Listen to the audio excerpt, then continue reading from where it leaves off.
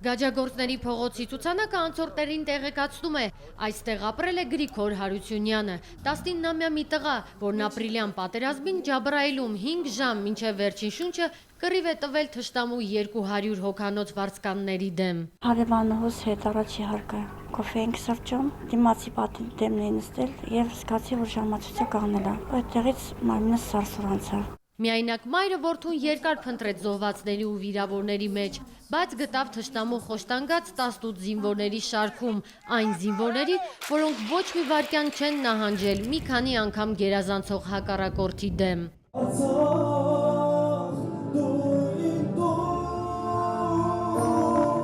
Դպրոցականները հարգանքի տուրք են մատուցում զոհված զինվորների հիշատակին։